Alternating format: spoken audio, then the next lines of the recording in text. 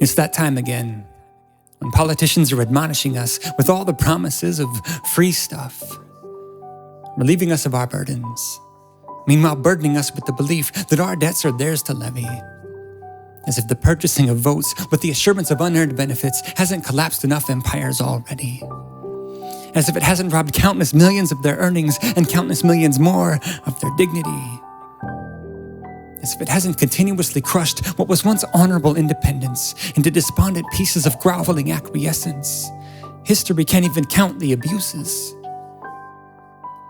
Perhaps it's counterintuitive that when you relieve someone of responsibility, you're really just relieving them of self-respect, keeping them relying on checks from a government that just wants to keep them in check. It's how the handouts on the clock work.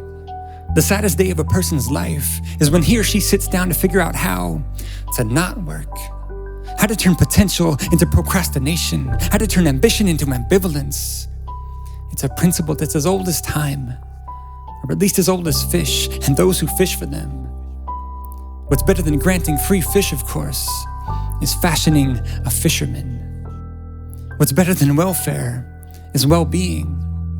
And what's better than well-meaning is empowering by the ethos of self-achieving and self-care. We don't start equal in assets or advantages, but work is where the great equalizer of circumstances is.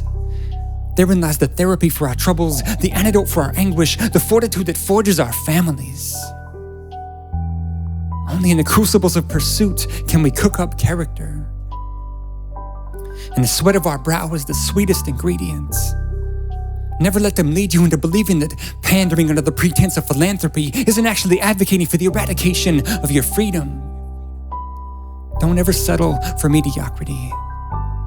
No champion of sport or business or science or humanities has ever made it by languishing in the belly of bureaucracy. No dormancy has ever bolstered performance. No idleness has ever triumphed. No stupor of soul has ever won a Super Bowl. No slothfulness has ever begotten thoughtfulness. I could go on, but just let me say this to close.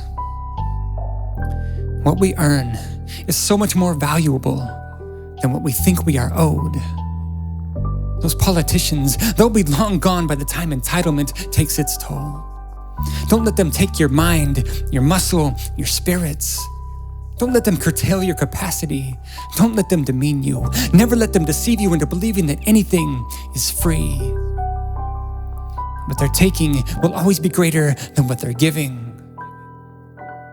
Yes, you better believe the government owes you life and liberty, but it does not owe you a living.